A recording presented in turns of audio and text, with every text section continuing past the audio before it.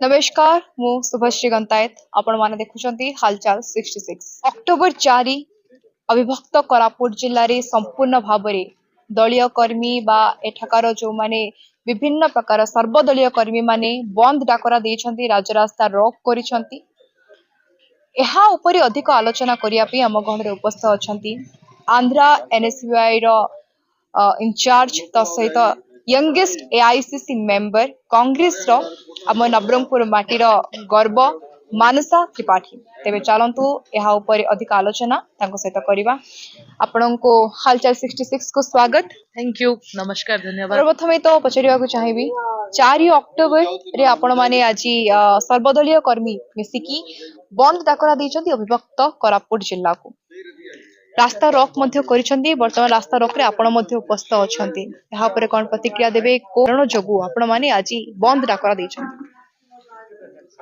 जेतेबेले अधिकार को अधिकार पाई लढ़ा जाए जेतेबेले अधिकार पाइबा पाई लढ़ा जाए एटा मध्य हमको गणतंत्र पूर्व शिखैछि जे निज अधिकार पाई लड़ाई लड़िबा कथा एवं आज आमे निज अधिकार पाई लड़िबा पाई आसछु अविभक्त कोरापुट जिल्ला जो संग्राम माटी जो रही से तार अधिकार पाई लड़िबा केबे भूली नै एवं आज मध्य से निज पाई एवं आगामी पीढ़ी रो अधिकार पाई लड़ाई करिया पाई आज राजरास्ता रक्त रे अछि लड़ाई करिबा आंदोलन करिबा साधारण जनतांकर न्याय पाए बोली एटा त हमें समस्त जानिछु जे आपनक रक्त रो अणु अणु रे अछि ताहा जे साधारण जनता बा हमरो माटी रो जनतांक पाई जदी कोनोसी क्षेत्र रे असुविधा आसे ताहाले आपण माने सब बळे रुहंती लड़ाई करिया पे आंदोलन करिया पे जिला भित्तिक नियुक्ति को राज्य भित्तिक करा जाईछि बिजु जनता दल समय रे जेते बळे स्वर्गीय विजु पटनायक थिले से समय रे तांको शासन समय रे ही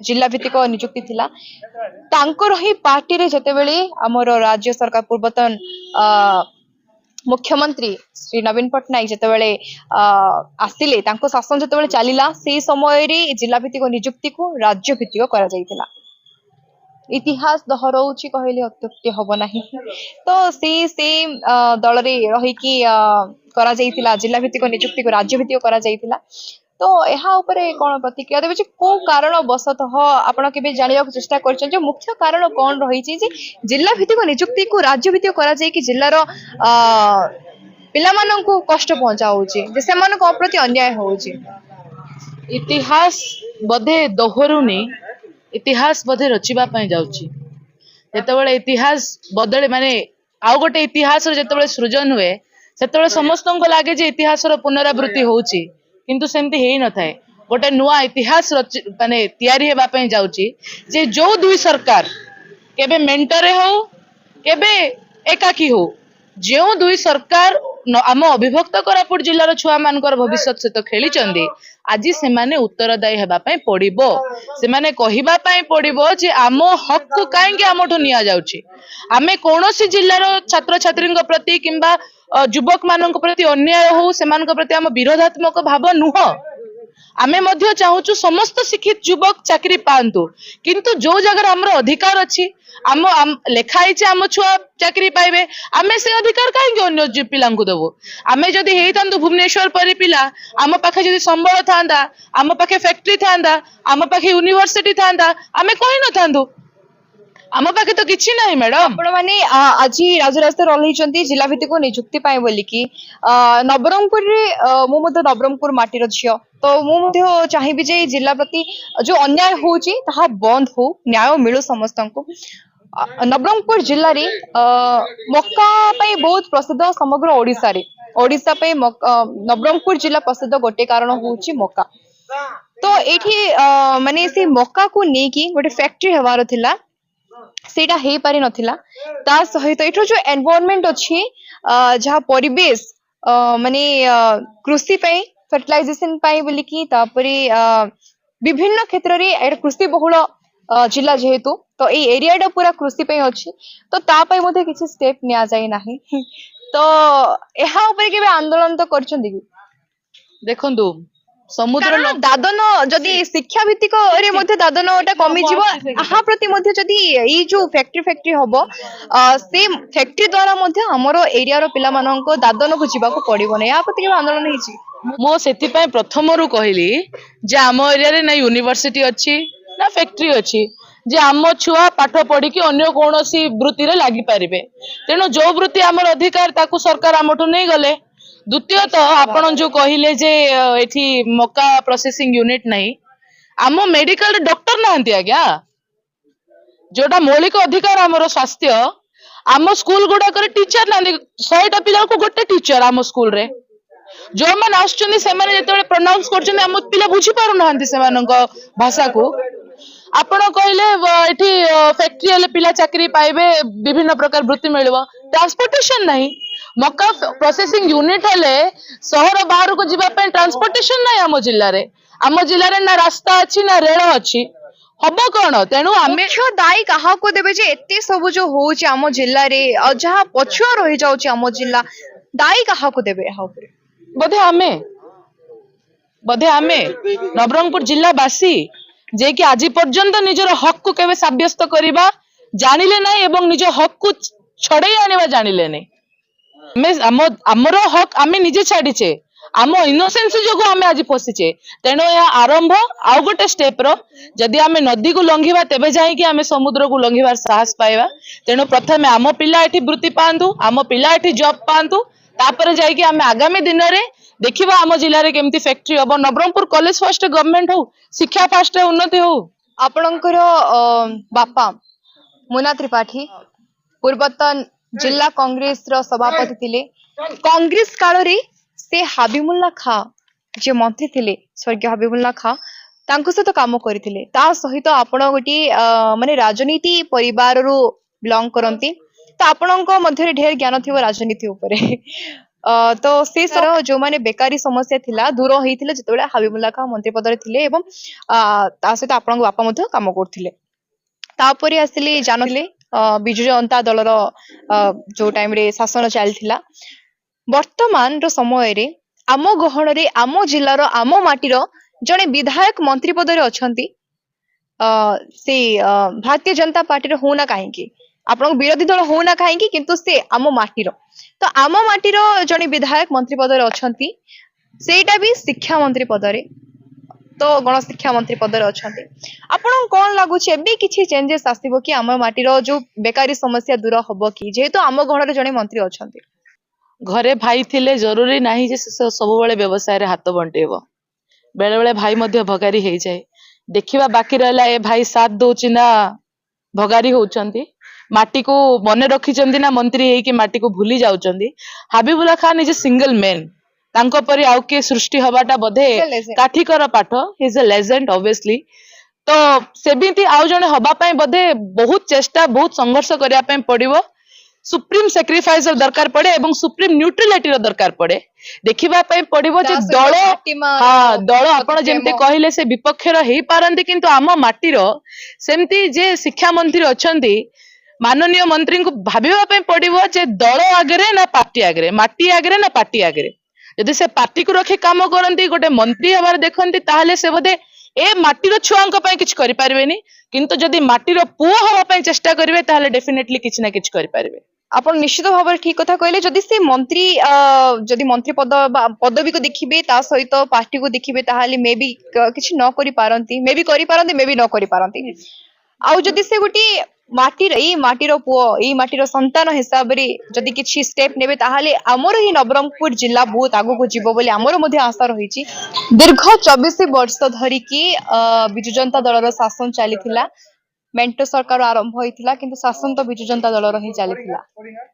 ତ ବର୍ତ୍ତମାନର ସମୟରେ ଆମର ଯୋଉ ବିଧାୟକ ହେଇଛନ୍ତି, ଉମରକୋଟ ବିଧାୟକ ଯେ ମନ୍ତ୍ରୀ ପଦ ପାଇଛନ୍ତି, ନୂଆ ପଦବୀରେ ଯାଇଛନ୍ତି, ଆସିକି ମାତ୍ର 4 ମାସ ହେଇଛି। ଯୋଉ କାର୍ଯ୍ୟ ବିଜୁ ଜନତା ଦଳ 24 ବର୍ଷ ଧରିକି କରିପାରିଲେ ନାହିଁ, ଯାହାକୁ ସେମାନେ ସାଫଲ୍ୟ ମଣ୍ଡିତ କରିପାରିଲେ ନାହିଁ, ଏଇ ଯୋଉ ଜିଲ୍ଲା ଭିତ୍ତିକ କାର୍ଯ୍ୟକୁ ରାଜ୍ୟ ଭିତ୍ତିକ ନେଇକି ପୁଣି ଥରେ ଜିଲ୍ଲା ଭିତ୍ତିକ ଆଣିପାରିଲେ ନାହିଁ, 4 ମାସରେ ରହିକି ଜଣେ ମନ୍ତ୍ରୀ କରିପାରିବେ ବୋଲି ମାନେ ଯୋଉ ତର୍କଟା ରହିଛି, ଏହା କେତେ ଦୂର ଯୁକ୍ତିଯୁକ୍ତ? ତର୍କର ସ୍ରଷ୍ଟା ହଉଛନ୍ତି ଭାଜପା। ଏ ତର୍କର ଯାହା ନବୀନ ବାବୁ 24 ବର୍ଷ ହେଲା କରିଲେନି, ଉଦାହରଣ ଦେବି, ତାହା 24 ଘଣ୍ଟାରେ ଆମେ କରିକି ଦେଖେଇବୁ। ଏ ତର୍କର ମାନେ ସ୍ରଷ୍ଟା ହଉଛନ୍ତି ଭାଜପା, ବିଜେପି। କାହିଁକି ନା ତାଙ୍କ ସବୁ ଭାଷଣରେ କହିଲେ 24 ବର୍ଷ ଧରିକି ରତ୍ନ ଭଣ୍ଡାର ଖୋଲା ହେଇନାହିଁ, ଆମେ ଖୋଲିବୁ। 24 ବର୍ଷ ଧରିକି ହେଲା। କହୁଛି ମୁଁ, ସେଟା ଆସୁଛି ଆପଣଙ୍କ କ୍ୱେଶ୍ଚିନ୍ ରେ ହିଁ ଆପଣଙ୍କ ଆନ୍ସର ଅଛି। 24 ବର୍ଷ ଧରି ଓଡିଶାର ଅସ୍ମିତା ସହିତ ଖେଳାଗଲା, ଆମେ ଓଡିଶାର ଅସ୍ମିତା ଫେରେଇ ଆଣିବୁ। ଠିକ ସେହିଭଳି 4 ମାସ ହଉଛି 120 ଦିନ, 120 ଡେଜ। ଗୋଟେ ବର୍ଷର 120 ଡେଜ ହଉଛି 4 ମାସ। ଆପଣ କହିଲେ ଯେମିତି ଖୋଲା ହେଲା ବୋଲି ରତ୍ନ ଭଣ୍ଡାର, ଠିକ ସେମିତି ଯଦି ଗୋଟେ ଗଣଶିକ୍ଷା ମନ୍ତ୍ରୀ, ସୁପ୍ରିମ ଇନ୍ ଏଜୁକେଶନ ଡିପାର୍ଟମେଣ୍ଟ ଗୋଟେ ଷ୍ଟେଟ ର, ସେ ଯଦି ଚାହିଁଥାନ୍ତେ, ତାଙ୍କ ସରକାର ଚାଲୁଛି, ସେ ଅବଭିୟସଲି କରିପାରିଥାନ୍ତେ। ଗୋଟେ ଦିନ କାଫି ତାଙ୍କ ପାଇଁ। ସବୁ ଚାହିଁବାର ଖେଳ। ସବୁ ଚାହିଁବାର ଖେଳ। ମାଟି ଆଗ ନା ପାଟି ଆଗ, ସେ ଡିସାଇଡ ର ଖେଳ। ଯେ ମାଟିକୁ ଆଗ ରଖିଲା ସେ କରିଦବ, ତା ପାଇଁ 120 ଦିନ ବଡ କଥା ନୁହଁ। ଯାହା ପାଇଁ ପାଟି ଆଗ ରହିଲା, ବୋଧେ ତା ପାଇଁ 120 ବର୍ଷ ମିଶା କମ ପଡିଯିବ। ନିଶ୍ଚିତ ଭାବରେ ଆପଣଙ୍କର ଗୋଟେ ପଦକୁ ମୁଁ ସମର୍ଥ କରିବି ଯେ ପାର୍ଟି ଆଗ ନା ମାଟି ଆଗ କଥାଟା ଯୋଉଟା କହିଲେ, ଯଦି ମାଟି ଆଗ ଥିବ ତାହେଲେ ବହୁତ ଆଗକୁ ଆମ ମନ୍ତ୍ରୀ ବାବୁ ଆମ ଜିଲ୍ଲାକୁ ନେଇପାରିବେ। ବିଜେଡି ଶାସନ କରିବା ଆଗରୁ କଂଗ୍ରେସ ମଧ୍ୟ ଶାସନ କରିଥିଲା, କଂଗ୍ରେସ ଶାସନ କରିଛି। ସେ ସମୟରେ ମଧ୍ୟ ମେଡିକାଲ କଲେଜ ନଥିଲା, କଲେଜ ଗଭର୍ଣ୍ଣମେଣ୍ଟ କଲେଜ ହିଁ ନଥିଲା। ସେଇ ଟାଇମରେ ମଧ୍ୟ ନିଯୁକ୍ତିର ବିଭିନ୍ନ ପ୍ରକାର ଅସୁବିଧାର ଆମକୁ ସମ୍ମୁଖୀନ ହେବାକୁ ପଡୁଥିଲା। କିନ୍ତୁ ଆପଣ ମାନେ ଏତେ ବର୍ଷ ଧରିକି ଶାସନ କରିଲେ, କଂଗ୍ରେସ ବିଜେଡି ମିଶିକି ତ କହିହବନି। କଂଗ୍ରେସ ର ଶାସନ ଏତେ ବର୍ଷ ରହିଲା, ବିଜେଡି ଶାସନ ଏତେ ବର୍ଷ ରହିଲା। ଲୋକେ ତ ଭାବୁଥିଲେ ବିଜେଡି ଶାସନ ଏକଛତ୍ରବାଦୀ ହେଇଯିବାକୁ ଅଛି ବୋଲି, କିନ୍ତୁ ଭୁଲ ଧାରଣା ଥିଲା ମାନୁଛି। ଏଇ ଯୋଉ ତର୍କଟା ଆମର ଚାଲିଛି ଯେ 4 ମାସ ଭିତରେ ଗୋଟେ ମନ୍ତ୍ରୀଙ୍କ ଉପରେ ପାହାଡଟି ଲଦିଦେବା ତାଙ୍କ ମୁଣ୍ଡରେ, ସେ ଏମିତିରେ ମଧ୍ୟ ବିଧାୟକ ହେବା ପରେ ମନ୍ତ୍ରୀ ପଦ ପାଇଛନ୍ତି, ବିଭିନ୍ନ ପ୍ରକାର ଦାୟିତ୍ୱ ତାଙ୍କ ମୁଣ୍ଡରେ ଅଛି, ବିଭିନ୍ନ ପ୍ରକାର ବୋଝ ତାଙ୍କ କାନ୍ଧରେ ଅଛି। ତାପରେ ଏଇ ଯୋଉ ତର୍କଟା ରହିଛି ଯେ 4 ମାସ ଭିତରେ ନିଯୁକ୍ତିର ଯୋଉ ପଦକ୍ଷେପଟା ରହିଛି, ଏତେ ଜଲ୍ଦି ଶୀଘ୍ର ନେଇଯିବା କଷ୍ଟସାଧ୍ୟ ହବନି କି? ଯେତେବେଳେ କଂଗ୍ରେସର ସରକାର ଥିଲା, ଆପଣ ମାନେ କହିଲେ ବିଜେପି ସରକାର ନଥିଲା, ଆଜ୍ଞା। ସେ ଥିଲା ମ୍ୟାଡମ, ସେ ଆଲାଏନ୍ସ ରେ ଥିଲା, 9 ବର୍ଷ ଥିଲା ବିଜେଡି ସହିତ। 25 ବର୍ଷରୁ 9 ବର୍ଷ ବିଜେପି ବିଜେଡି ଆଲାଏନ୍ସ ରେ ଥିଲେ, ବାକି 14 ବର୍ଷ ବିଜେଡି ଏକାକି ସରକାର କରିଛି। ବିଜେପି କୁ ପୂର୍ଣ୍ଣ କ୍ଷମତା ତ ମିଳିଲା। ହଁ, ଆମର କେନ୍ଦ୍ର ସରକାର ଶୁଣନ୍ତୁ କେନ୍ଦ୍ରରେ ଚାଲିଛି, ବିଜେପି ଚାଲିଛି, ବିଜେପିରେ କେନ୍ଦ୍ରରେ ଅଛି। କିନ୍ତୁ ଆମର ରାଜ୍ୟ କଥା କହୁଛି, ଓଡିଶା ରାଜ୍ୟରେ ସମ୍ପୂର୍ଣ୍ଣ କ୍ଷମତା ତ ବିଜେପି କୁ ମିଳିନି ନା। No, you need more homework. Alliance government itself 100% right to each party. ଯେତେବେଳେ ଗୋଟେ ମେଣ୍ଟ ସରକାର ହୁଏ, ସେଠି ଉଭୟ ଦଳର ପାର୍ଟିଙ୍କୁ ସେ ସମାନ ଅଧିକାର ଥାଏ, ଯାହା ଗୋଟେ ସରକାରୀ ଦଳର ଏକାକୀ ପାର୍ଟିକୁ ଥାଏ। ବିନା ମିତ୍ରତାରେ କେବେ କୌଣସି ଲୋକ, ବିନା ସଲାହରେ କେବେ କୌଣସି ଲୋକ ମେଣ୍ଟ ସରକାର ଗଢେନି। ଯଦି ସେମାନେ ଆଲାଏନ୍ସ ରେ ଗଭର୍ଣ୍ଣମେଣ୍ଟ ଗଢିଛନ୍ତି, ତାହେଲେ ଉଭୟ ଜଣେ ଆଉ ଜଣଙ୍କର ପ୍ରତ୍ୟେକ ଡିସିଜନକୁ ସମର୍ଥନ ଦଉଥିଲେ ଏବଂ 9 ବର୍ଷ ମିଳିତ ଭାବେ ସରକାର ଗଢିଥିଲେ। ବିନା ସମ୍ମତିରେ ଦି ଜଣ ଗୋଟେ ସାଇଡର ଚେୟାରରେ ବସି ପାରିବେନି। ଆପଣ 9 ବର୍ଷ କାଳ ସରକାର ଚଲେଇବା କଥା କହୁଛନ୍ତି। ତା ଆଗରୁ ରହିଲା ଆପଣ କଣ ପଚାରିଲେ, କଂଗ୍ରେସ କଣ କରିଥିଲା? ଆପଣ ଯେତିକି ଆଜି ନବରଙ୍ଗପୁର ଜିଲ୍ଲାର ରିଟାୟାର୍ଡ ଲୋକଙ୍କୁ ପଚାରିବେ କାହା ଅମଳରେ ଜବ କରିଥିଲେ, ସେମାନେ କହିବେ ସେମାନେ କାହା ଅମଳରେ ଜବ କରିଥିଲେ। 25 ବର୍ଷ ହେଲା ତ ସେମାନେ ଜବ କରିନାହାନ୍ତି ନା, ତା ଆଗରୁ ହିଁ ଜବ କରିଥିବେ। ତ ସେ ସମୟରେ କାହାର ସରକାର ଚାଲିଥିଲା? ଆପଣ କହିଲେ ମେଡିକାଲ କଥା, ଆପଣ କହିଲେ ୟୁନିଭର୍ସିଟି କଥା। ନବରଙ୍ଗପୁର ଜିଲ୍ଲା ହେଲା ଆଗରୁ, ଏହା କୋରାପୁଟ ଜିଲ୍ଲାର ଅଧିକାରୀ ଥିଲା। କୋରାପୁଟ ଜିଲ୍ଲାରେ ହେଇଛି କି ନାହିଁ ୟୁନିଭର୍ସିଟି କଲେଜ, ବିଡି କଲେଜ ଥିଲା। କୋରାପୁଟ ଜିଲ୍ଲାର ଡେଭଲପ, ଯେତେବେଳେ ଆମେ ଜିଲ୍ଲା ଅଧିକାର ପାଇନଥିଲେ, ଯେତେବେଳେ କଂଗ୍ରେସ ସରକାର ଚାଲିଥିଲା, ସେତେବେଳେ ନବରଙ୍ଗପୁର ଜିଲ୍ଲା ଗୋଟେ ଜିଲ୍ଲା ହେଇନଥିଲା।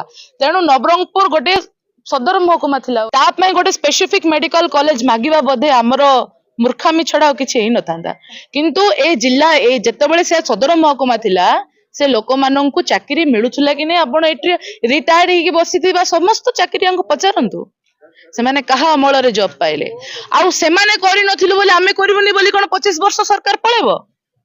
ଆଉ ଆପଣ କହିଲେ 4 ମାସ ହେଲା ପାହାଡ ଦବା, ନିଜ ମାଟିର ପିଲା ପାଇଁ, ନିଜ ମାଟିର ହକ୍ ପାଇଁ ଲଢିବା, ମୁଣ୍ଡରେ ପାହାଡ ଉଠେଇବାଟା କି ନାହିଁ। ନିଜର କର୍ତ୍ତବ୍ୟକୁ ପୁରା କରିବା କୁହାଯାଏ ତାକୁ। ଆମେ ଚାହୁଁଛୁ ସେ ନିଜ କର୍ତ୍ତବ୍ୟକୁ ପୁରା କରନ୍ତୁ। ଆପଣଙ୍କୁ ଲାଗୁନି କିଛି ସମୟ ଦେବା କଥା? ଯୋଉ ନୂଆ ସରକାର ଆସି ତାଙ୍କୁ କିଛି ସମୟ ଦେବା ଦରକାର। ଦେଖନ୍ତୁ, ଯଦି ଏଇଟା ବିଜେଡିର ସରକାର ହେଇଥାନ୍ତା, କଂଗ୍ରେସର ସରକାର ହେଇଥାନ୍ତା, ତ ଆଜି ବିଜେପି ବାଲା ମଧ୍ୟ ବସିଥାନ୍ତେ।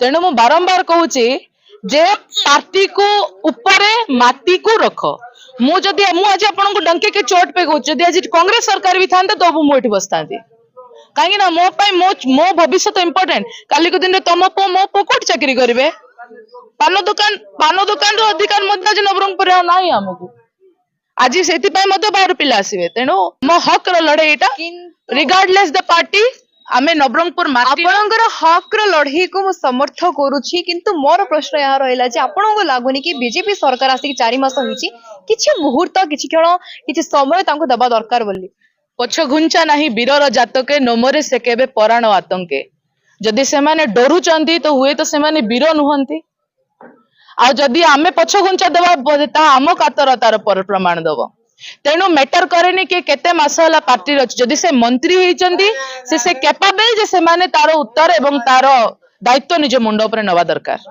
ए जो आपण माने जहाँ भी तर्क वितर्क रही निजुक्ति उपरे हो कि हक रो लड़ाई उपरे हो माटीर लड़ाई उपरे हो जहाँ भी तर्क वितर्क रही आपणकर यही आलोचना पई जो समय देथिले सर्वप्रथम सर्वशेष बहुत सारा धन्यवाद आपण बहुमूल्य समय हालचाल 66 को प्रदान करिथिबारु ए जो तर्क को साफल्य मंडित करिथिबारु धन्यवाद आपन मध्य धन्यवाद एवं मु चाहिए आपण मध्य ए बंद डाकरा को समर्थन दियंतु सहृदय बिना राजनैतिक दलर ऊर्धरे बिना कौन प्रकार भेदभाव ऊर्धरे कहीं काली दिन आम पुझ मैंने भी जॉब पातु निश्चित भाव धन्यवाद मानसा त्रिपाठी आपण माने शुणुथिले आंध्र प्रदेश रो जेएनयू इंचार्ज एवं एआईसीसी रो यंगेस्ट मेंबर नवरंगपुर माटीर गर्व नवरंगपुर माटीर झियो मानसा त्रिपाठी सहित आमर यही आलोचना निजुक्ति उपरकू एवं आम अविभक्त कोरापुट